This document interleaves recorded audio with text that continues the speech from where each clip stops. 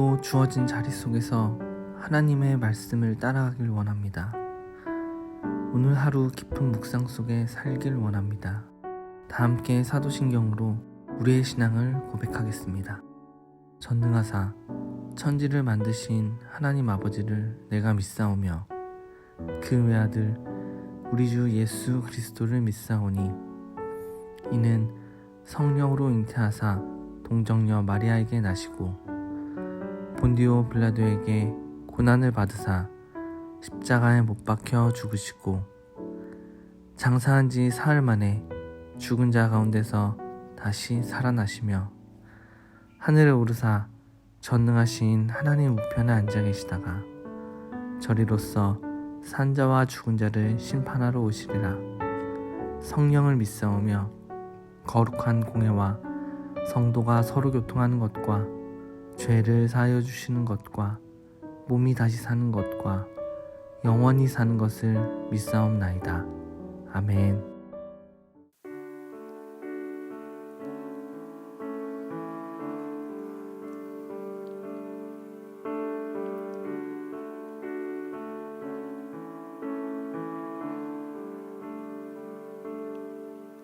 주님 내 길을 잘 아시고 내 걸음 아시네.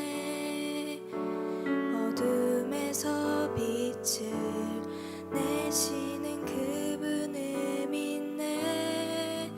무엇으로 주를 섬길지 어디로 가야 할지 헤매이는 나를 아시고 길을 여시네. 주님 내 길을 잘 아시고 내 걸음 아시네. 어둠에서 빛을 내시는 그분을 믿네. 무엇으로 주를 섬길지 어디로 가야 할지 헤매이는 나를 아시고 길을 여시네. 내 삶은 주의 것, 내 삶은 주의 것. 온전한 신뢰를 주께 드리네. 보이지 않아도 믿음으로 걷네. 주 영광 바라보며 주만 따르네. 내 삶은 주의 것, 내 삶은 주의 것. 온전한 신뢰를 주께 드리네. 보이지 않아도 믿음으로 걷네. 주 영광 바라보며 주만 따르네.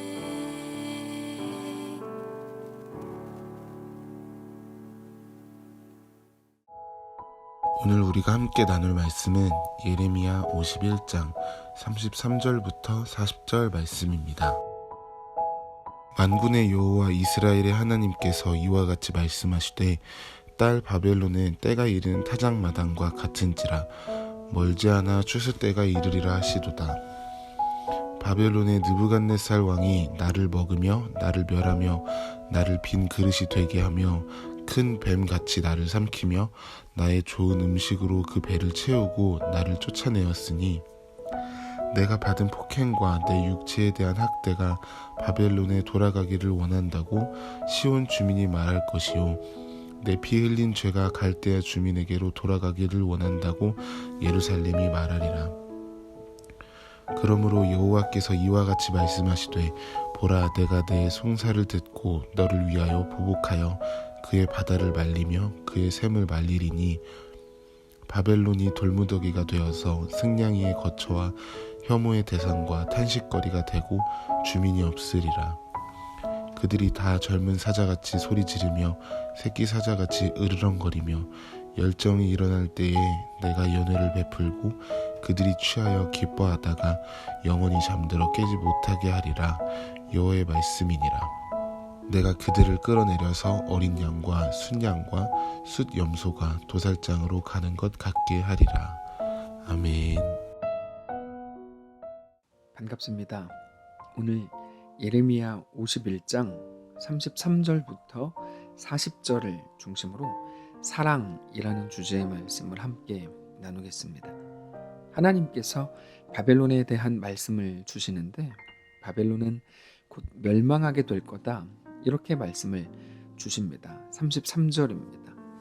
만군의 여호와 이스라엘의 하나님께서 이와 같이 말씀하시되 딸 바벨론은 때가 이른 타작마당과 같은지라 멀지 않아 추수 때가 이르리라 하시도다. 이제 곧 바벨론이 멸망하게 될 것을 말씀하시는 겁니다. 그런데 그 이유에 대해서 말씀을 하시는데요. 그거는 바벨론의 느부갓네살 왕이 유다에게 행한 이 일을 가지고 하나님께 고발한 것이죠. 그게 이유가 돼서 하나님께서 내가 너희를 멸하리라 이렇게 말씀을 하신다는 겁니다. 34절입니다. 바벨론의 느부갓네살 왕이 나를 먹으며 나를 멸하며 나를 빈 그릇이 되게 하며 큰 뱀같이 나를 삼키며 나의 좋은 음식으로 그 배를 채우고 나를 쫓아내었다 이렇게 하는데요. 너가 이스라엘을 멸했고 빈 그릇이 되게 했고 큰 뱀같이 삼켰고 쫓아내지 않았냐 이런 말입니다. 34절에 나오는 나는 예루살렘이거든요. 이스라엘이 하는 말입니다. 이스라엘이 그렇게 말하면서 이어서 35절에 이렇게 말해요. 내가 받은 폭행과 내 육체에 대한 학대가 바벨론에 돌아가기를 원한다고 시온 주민이 말할 것이요. 내 피 흘린 죄가 갈대아 주민에게로 돌아가기를 원한다고 예루살렘이 말하리라. 자, 이스라엘이 하나님께서 바벨론이 우리에게 행한 그대로 바벨론에게 행해 주십시오 이렇게 고발했다는 겁니다. 그래서 하나님께서 그 말을 다 듣고 그렇게 행하겠다 이렇게 선언을 하시죠. 근데 그렇게 행하겠다고 하시는 하나님의 말씀이 너무너무 무시무시합니다. 36절부터입니다. 그러므로 여호와께서 이와 같이 말씀하시되 보라 내가 너의 송사를 듣고 너를 위하여 보복하여 그의 바다를 말리며 그의 샘을 말리리니 바벨론이 돌 무더기가 되어서 승냥이의 거처와 혐오의 대상과 탄식거리가 되고 주민이 없으리라. 그들이 다 젊은 사자같이 소리를 지르며 새끼 사자같이 으르렁거리며 열정이 일어날 때 내가 연회를 베풀고 그들이 취하여 기뻐하다가 영원히 잠들어 깨지 못하게 하리라. 여호와의 말씀이니라. 내가 그들을 끌어내려서 어린 양과 숫 양과 숫 염소가 도살장으로 가는 것 같게 하리라. 자, 굉장히 무서운 말씀이죠.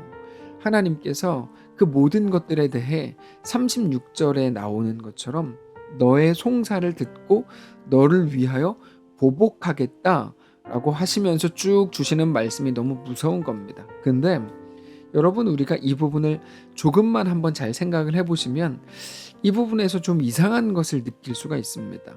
지금 하나님께서는 하나님의 백성인 이스라엘의 편에 서서 바벨론을 향해 무서운 말씀을 주고 계시는 건데 자, 지금 이스라엘의 상황이 어떻습니까? 그들은 지금 자신들의 범죄함으로 인해서 바벨론의 포로로 끌려간 상황입니다. 그러니까 형벌을 당하고 있는 중이죠. 근데 하나님께서는 지금 그런 이스라엘의 변호인처럼 바벨론을 대하고 계시다는 거죠. 너네가 어디서 이스라엘에게 이렇게 했냐? 내가 너희를 가만두지 않겠다. 이런 식으로 말씀을 하시는 거니까요. 도대체 왜 그렇게 하시는 걸까요? 여러분, 이 부분을 보면 우리는 단지 정의의 범위에 매여 있지 않다는 것을 알 수 있습니다. 하나님은 이스라엘을 정의의 잣대로서 대하시는 게 아니라 아버지로서 대하고 계시다는 것을 확인할 수 있다는 겁니다. 지난 주일에도 말씀을 드렸지만 우리는 둘째 아들의 이야기를 잘 알고 있습니다. 둘째 아들은 아직 살아계신 아버지의 유산을 땡겨받아서 집을 나갑니다. 그리고는 말 그대로 허랑방탕하게 놀다가 모든 재산을 탕진했습니다. 그러다가 급기야 돼지 주염 열매조차 주는 이가 없어서 굶어 죽게 됩니다. 그런데 그 아이가 굶어 죽게 되니까 비로소 아버지의 집이 생각이 났습니다. 근데 그때 생각을 했다고 하는 아버지의 집이라고 하는 게 우리가 막연히 생각하는 것처럼 그렇게 감성적이거나 감동적인 내용은 아니었습니다. 자기가 아버지에게 지은 죄에 대한 후회나 깊은 눈물이 아니었고, 단지 아버지의 집에는 일꾼들조차 풍족히 먹었는데 나는 여기서 이렇게 굶어 죽는구나, 이런 정도였습니다. 그러니까 굶어 죽지 않으려고 모든 자존심을 버리고 아버지의 집으로 돌아가겠다고 한 것이지, 그게 마치 막 내가 살아보니까 아버지가 정말 얼마나 뜨겁고 사랑스럽고 대단하게 나를 위한 분이었는지 알겠습니다, 이런 게 아니었다고요. 어떻게 보면 거기에는 우리가 본받을 만한 내용이 하나도 없습니다. 근데 중요한 건 여러분, 아들이 아니라 아버지입니다. 아들이 대단하게 막 후회하면서 회개하고 돌아온 게 아니고, 아버지는 아들의 대단한 회개나 뉘우침의 결과로 돌아온 게 아니라 단지 굶어 죽기 싫어서 돌아온 것임에도 불구하고, 그거를 뻔히 알고 있음에도 불구하고 그 아들을 멀리서부터 달려나가서 목을 확 끼얹고는 입을 맞추고 손에 가락지를 끼우고 신을 신기고 송아지를 잡고 동네 잔치를 벌이더라는 거예요. 아들이 돌아왔다고 공식적으로 선언을 해주는 거죠. 여러분, 아버지에게 있어서 아들은 어떤 사법적인 대상이 아니라 그저 사랑의 대상이었다는 겁니다. 오늘 본문에서 우리가 그것을 똑같이 느낄 수 있는 겁니다. 이스라엘은 범죄했고 못난 짓을 했습니다. 그래서 더 성숙해지고 더 잘하게 하기 위해서 바벨론 학교로 끌려가야만 했죠. 거기서 그들이 대단하게 뉘우치지 않았고 아직 하나님께 대단한 회개를 한 것도 아니었습니다. 그럼에도 불구하고 하나님께서는 그들의 소리를 다 들으시고 그들을 위해서 바벨론에게 보복하시더라는 거죠. 그분이 우리 하나님이십니다. 우리는 정의라는 이름으로 자주 하나님의 사랑을 잊어버립니다.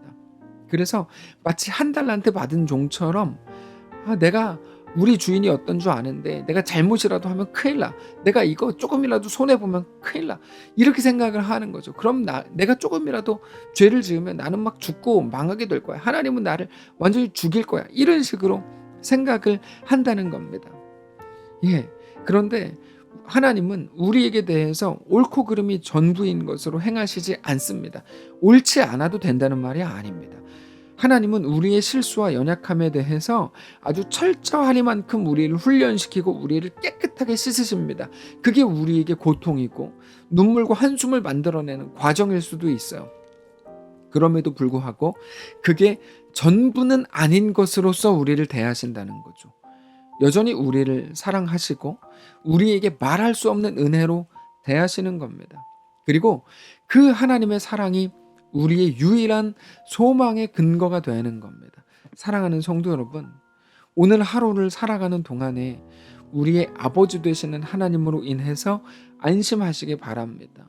우리가 완전해서, 우리가 지혜롭고 똑똑하고 의로워서 하나님이 우리를 받으시는 거 아닙니다. 우리가 하나님의 자녀라서 우리를 받으신 거고, 그게 우리는 안심이 되는 겁니다. 하나님은 그의 아들 독생자 예수님을 우리를 위해서 십자가에 이미 내어주셨습니다. 그래서 우리를 포기하실 수 없습니다. 우리를 위해 치르신 그 값이 너무 크기 때문입니다. 우리를 그렇게 자녀 삼으셨고 죽음에서 건지셨습니다. 오늘 그 사실을 마음에 깊이 새기실 수 있기를 바랍니다. 우리의 존재가 그렇게 하나님의 자녀인 것을 기억하면서 어떤 상황 속에서도 두려움 없이 담대하게 하나님의 사랑을 확인하면서 살아가는 거룩한 날 되시기를 바랍니다. 기도하겠습니다. 살아계신 하나님, 감사합니다. 우리의 삶을 하나님께 맡겨드리길 원합니다. 하나님은 우리의 아버지이기 때문입니다. 우리를 사랑하시는 우리의 왕이기 때문입니다. 우리의 전부이기 때문입니다. 하나님이 우리의 아버지라는 사실 때문에 너무 안심이 됩니다. 근데 그 안심이 흔들릴 때가 너무 많습니다. 우리 눈에 보이는 여러 가지 여건 때문입니다. 하나님, 다만 어떤 상황에서도 하나님이 내 아버지이신 것, 내 전부이신 것, 내 왕이신 것으로 인하여 담대히 살아내기를 원하오니 우리와 함께하여 주시옵소서. 우리의 모든 상황 속에서 하나님의 아버지 되심으로 인하여 안심하고 그 사랑을 끝까지 붙드는 귀한 우리의 매일의 삶이 될 수 있도록 축복하시옵소서. 감사드리며 살아계신 예수님의 이름으로 기도합니다. 아멘. 사랑하는 성도 여러분, 하나님께서 오늘 하루를 우리에게 허락하셨습니다. 믿음을 가지고 주 앞에 나아가시기를 바라고 하나님과 믿음으로 동행하는 귀한 우리의 날들 되시기를 축복합니다.